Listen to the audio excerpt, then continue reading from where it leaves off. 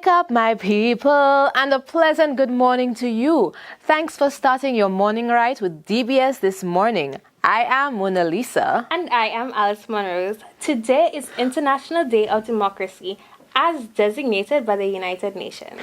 Ali, the observance is what's presenting the principles of democratic government and freedoms. We have a lot of information of that, but first, let's say good morning to Kendall.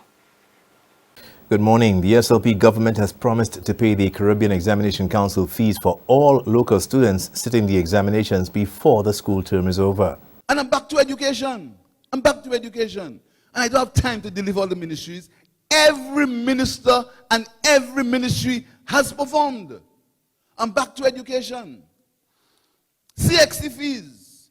Again, if your father is a millionaire, that don't mean nothing to you. But when you have 2 children doing CXC, and the CXC fees is $400 for each child, that's $800. And the government says they are paying 2 for you, you have to understand that's a government for you. And before this term is over, we are going to be paying CXC fees for all the students of St. Lucia. The promise was made at the St. Lucia Labour Party Constituency Group Annual General Meeting in Soufrière on Tuesday evening. The Pan American Health Organization, or PAHO, is supporting the Ministry of Health in establishing an active events supposedly attributable to vaccination or immunization, or ESAVI, surveillance system.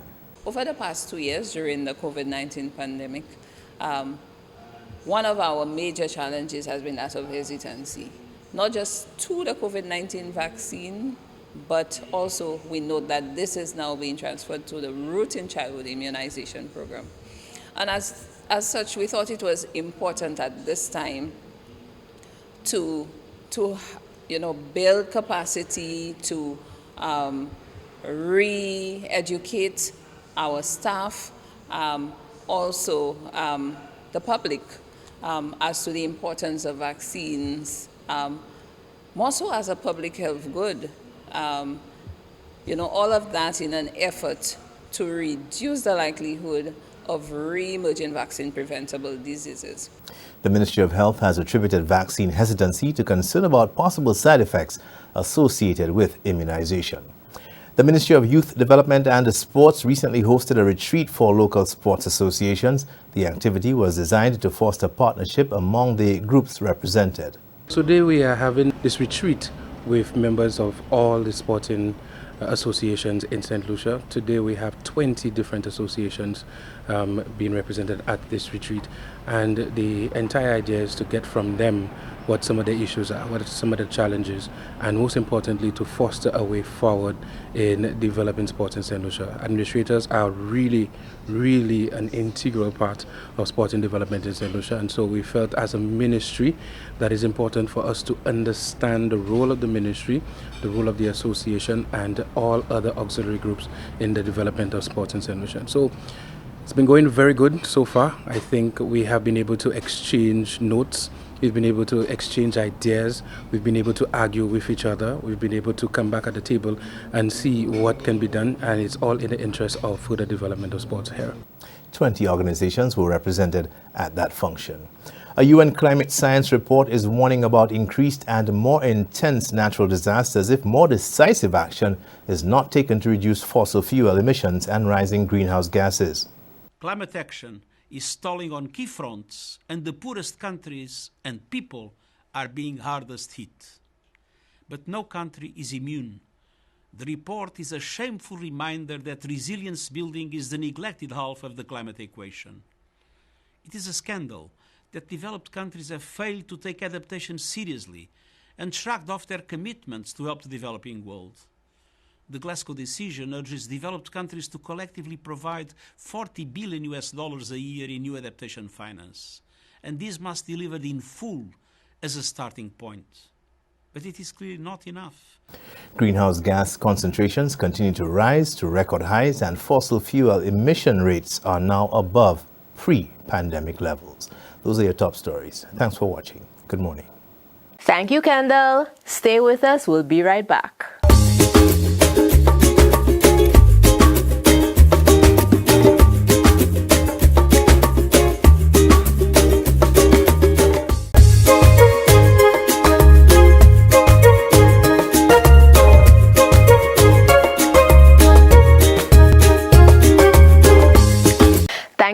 staying with us.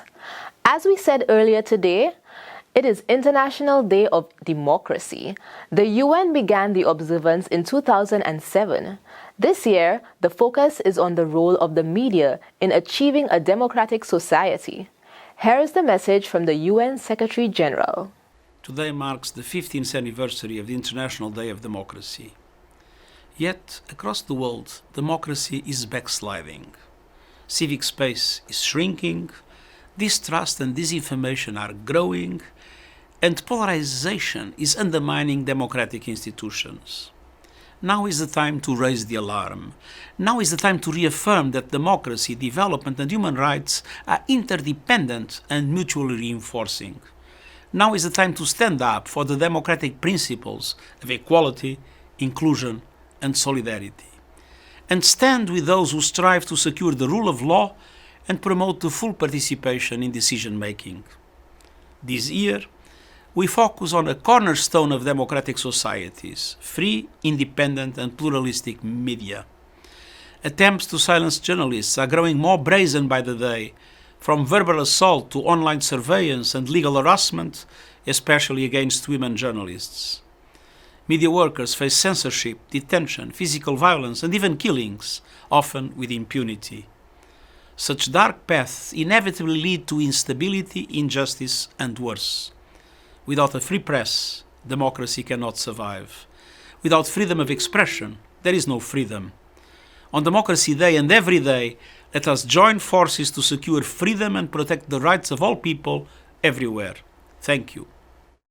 It is so easy for us to take our freedom for granted. People our age have not had to sacrifice for these freedoms that we enjoy. So to help us understand democracy a little bit more, I sat down with the veteran journalist Earl Bousquet. So as you know, today is Democracy Day, but we want to know, why should we observe it? As a young person, knowing a lot of young people, I know that maybe we look at it like, why should we care? Since that everyone has fought before us and we have all these rights now and we feel free, why should we care about democracy?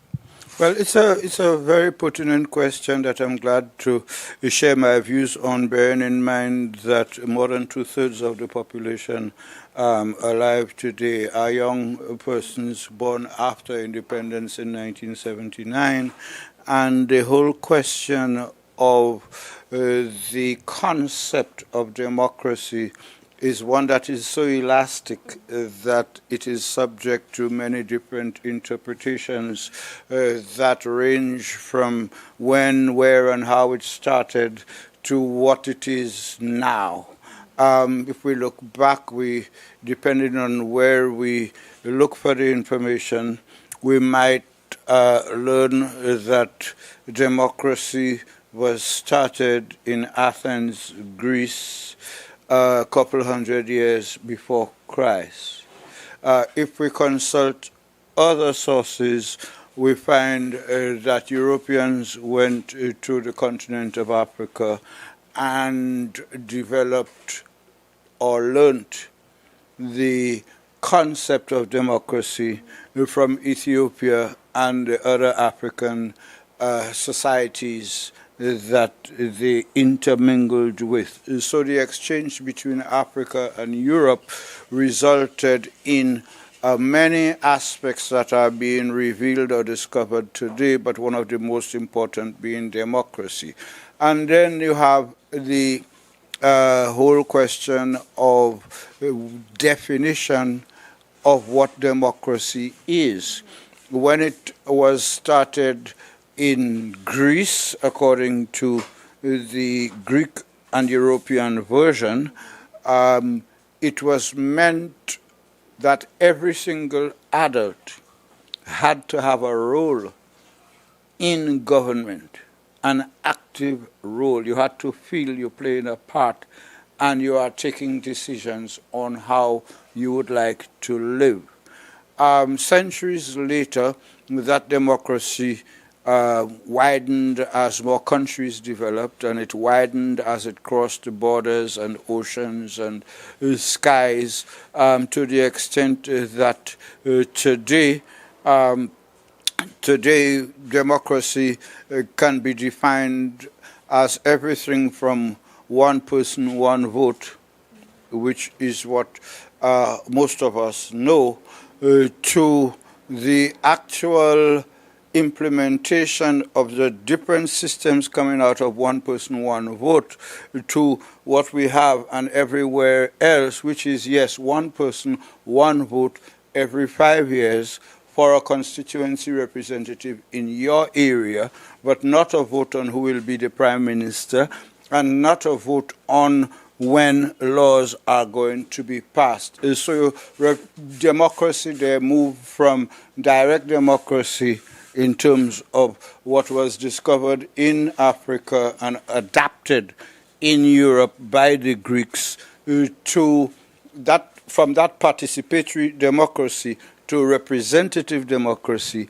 where people vote for a party that forms a government that appoints ministers to sit in parliament after having been elected and to take decisions for 5 years in the name of those who decided to vote.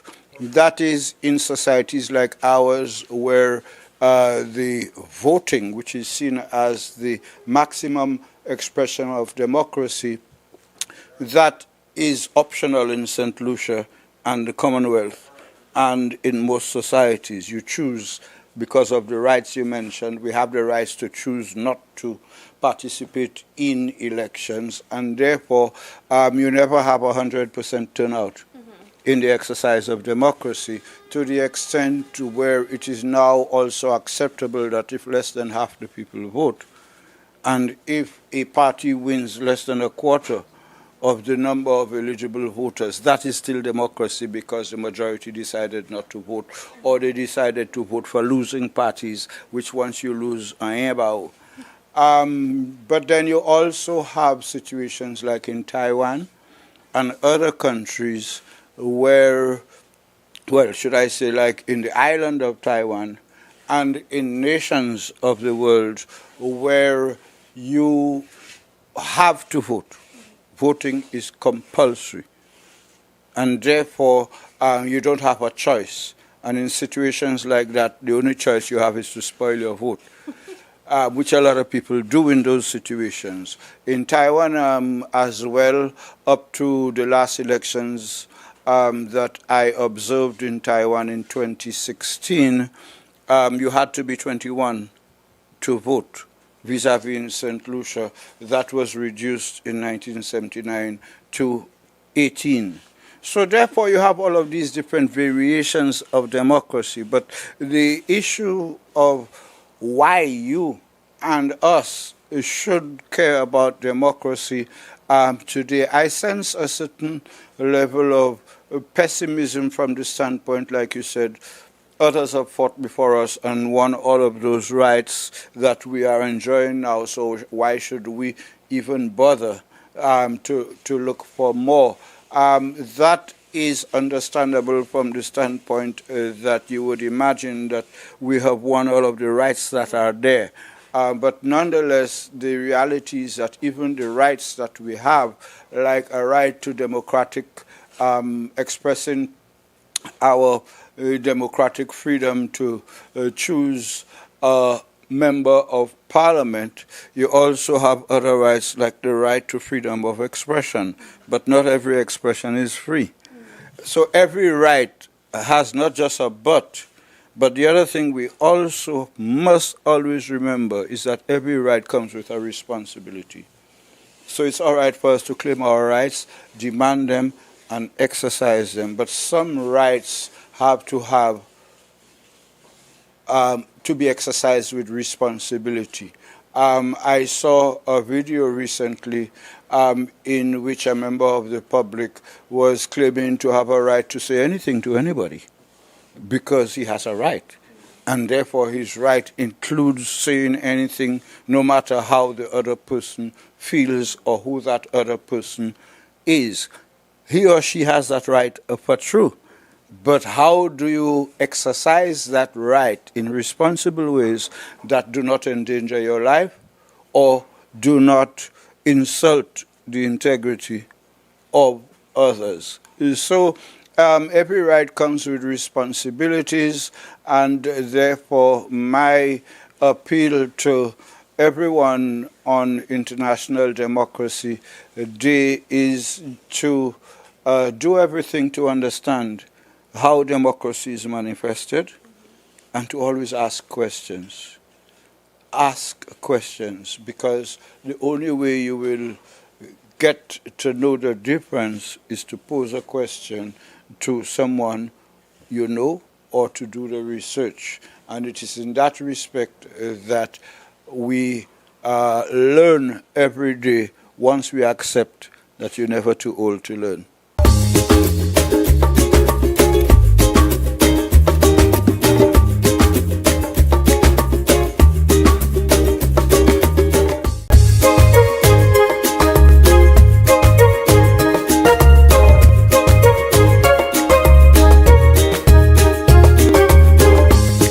Thanks for staying with us. We continue our conversation with Mr. Earl-Bousquet on the freedom of the press. All right. This year, we know that the UN is really pushing on the importance of freedom in the media. What is your take on that? Freedom of the media is another concept that is a satellite or a wing or a department or a section of democracy. Because when we talk about media, we talk about press. How did the press develop? The press developed from the art of writing, which again developed from the African continent and was further developed to the way we know it in Europe. Paper, papyrus, was developed, invented in Africa, and it is different to what we know as paper. Most people don't know that paper comes out of trees. That paper is made from wood because it's so light you wouldn't believe that it was once part of a tree. And therefore, the press was invented when the first inscription was made in writing to transmit a message. And that message, in which we see on the walls of the pyramids and all of those ancient places, those inscriptions eventually in Europe got to be used to develop the first newspaper. And that was the first form of press that was developed, apart from exchanging words, which was not considered as press. So the printing press was the first medium, and other media followed from printing to recording, from recording to photography, and then we're at a stage now where you have cameras, photography cameras being used for video and all of the IT applications with all of those media. With the expansion of the media, you have a concept of development of not just reporters and journalists, but also the media workers, your technical people, your presenters, your staff at the media house, the body of people who have to take that communications message from the original source through to the people through those media houses. Freedom of the media is so amorphous that in some places it is interpreted to strictly mean the freedom of the journalist to do whatever he or she considers to be his right or duty, with or without responsibility. Wholesale acceptance of the right to report and to do the work of the media. The freedom, the word freedom again, is subject to definition that is elastic from the standpoint that it can be interpreted as your ability to work without hindrance, free of hindrance, or interpreted as the freedom to work how you want and do what you want and say what you want without observing previous ways in which it is done normally.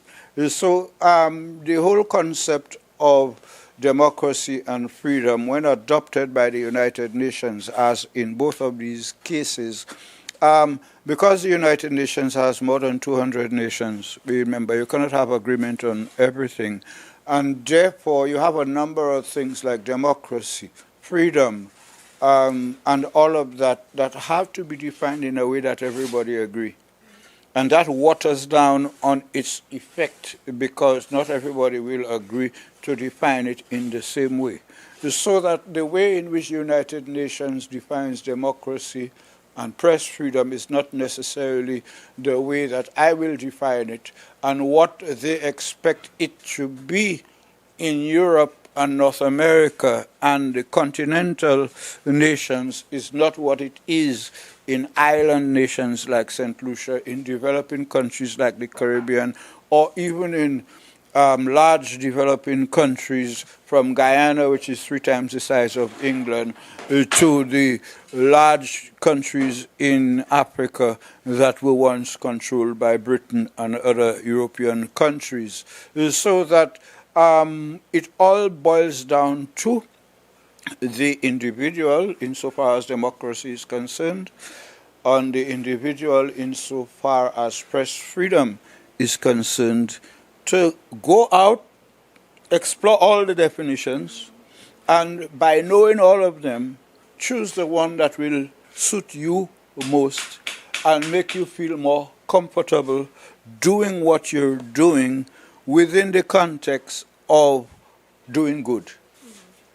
You know, doing good. That's the bottom line. You have to define what is good. I'm not talking about doing better or doing best, but just being satisfied that what you're doing is doing good. And what is doing good in media? It is transmitting the message accurately, honestly, and feeling content that you have delivered on that duty of reporting and transmitting and communicating responsibly. So therefore that applies to democracy in terms of voting. You have to satisfy yourself. You're not going to vote because your mother or father tell you go and vote, or because it is a custom, or it is something that's expected of you, because if you don't show the ink on your finger, people will tell you you're a dek or a bois bois.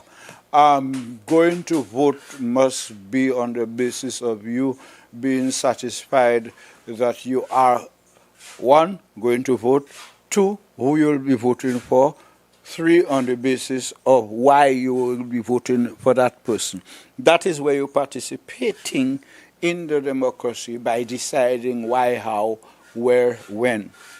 But if it is because your family has been Labour or Flambeau, or your family has not been political and you decide you want to be the first, these are not the bases, in my view, on which people should decide to engage in democracy, or on which media practitioners should decide how to go about doing their work. There's no manual for journalists that will turn us into the free press that the world envisages, if only for the reason that every year the emphasis changes. So this year is journalism. Next year we don't know what it's going to be. But again, all of that is to ensure that as many views and positions are entertained. But when we look at what is happening right now insofar as interpretations by the media, the most popular and most followed media houses in the world, insofar as the war in Ukraine or the situation between the United States and China over Taiwan, in both and all of those cases, you find the mainstream international media, they are united in the position that they take, and in that positions that they take are all on the same side. And one cannot expect to hear from CNN, BBC, or any of the others what is the average view of Russians, or what is the average view of Vladimir Putin, or the Russian view on what is happening. You are simply told and shown the fact that in today's world, wars can be fought equally on the battleground as on the air. Have a nice day. All right, thank you so much, Mr. Earl. And we want you to understand democracy for yourself. Go out, educate yourself, and we'll be right back.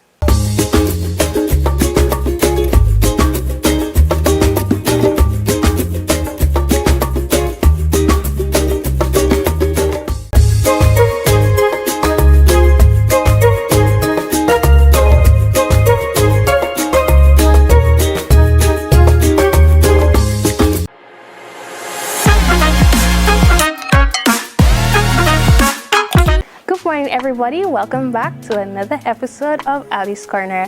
Today I'm going to be showing you how to revamp your candles because I'm sure a lot of you have a lot of candles at home, and all you'll need is a candle, preferably one that can stand on its own, some crayons, and a heat source of some sort. I'll be using a heat gun, but you could use a hairdryer. So let's just get started, shall we? First things first, if your candle is sealed like mine, you're going to open it up.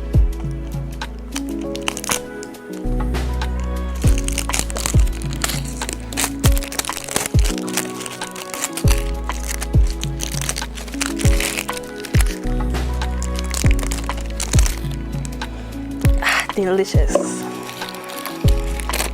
You rest that wrapper to the side, and we are going to pick our colors. Because my candle is a nice terracotta color, I'm going to keep it more fall themed when it comes to the colors. So you open up your box of crayons, you pick out your colors, and you put them to the side.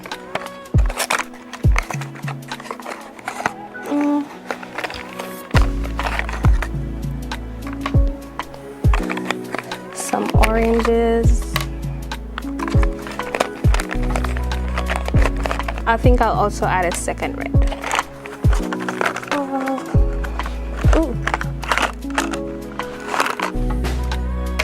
Right.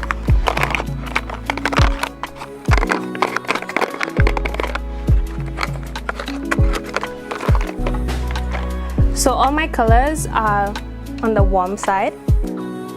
You're going to plug in your heat source. Mine is already plugged in, as you can see. So when you've decided, I've rolled my wick up so it doesn't get caught in everything.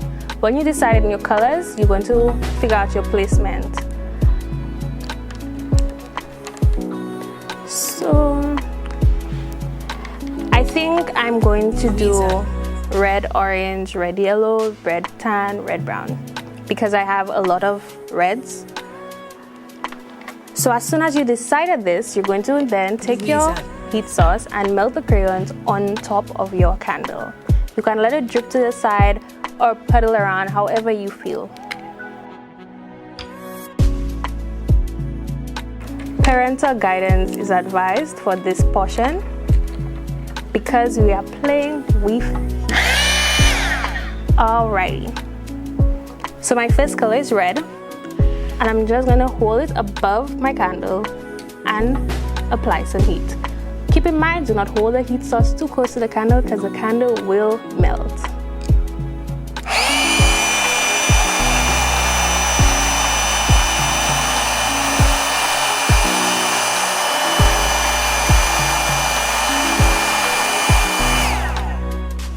It's okay to take your time. Wax dries very quickly.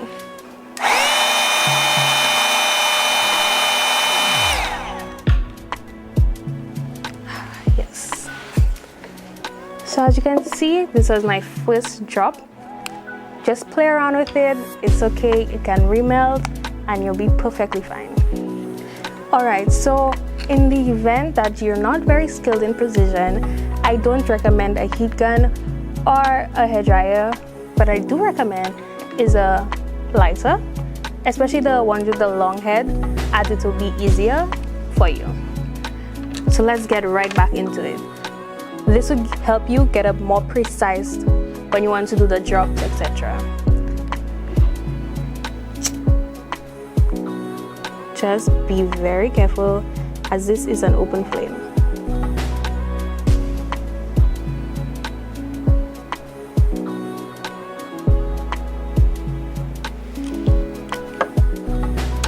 Right about now, I'm going to switch to my second color because I'm loving the drip so far.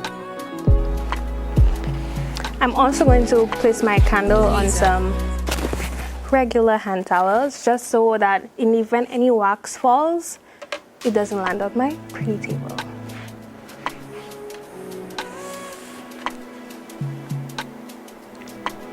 Louisa.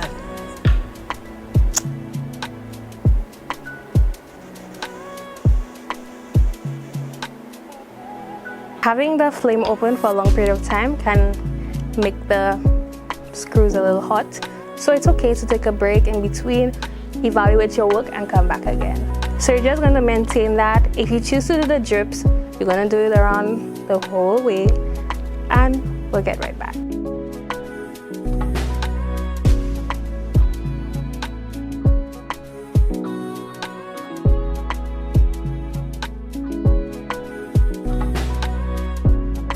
Okay, so this is how mine turned out. I am going to just blend in the top a little bit more with my heat gun. If you'd like, you can carry your colors up until a wick, but I think I'm just going to do more of a blended pool of color. So just taking my heat gun, holding it at the top, I'm going to turn it on and it's going to melt the whole top.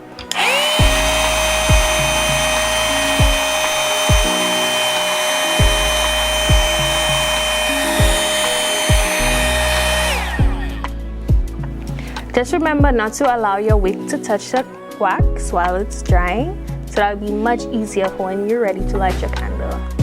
So this is my finished product. I think it's quite cute and to go really well where I'm about to put it. I blended the top and I really love how the colors just all come together. If you do try this craft, please send it to me because I would love to see at 723-3333. And thank you so much for watching Ali's Corner. I'll see you next week Thursday. Bye.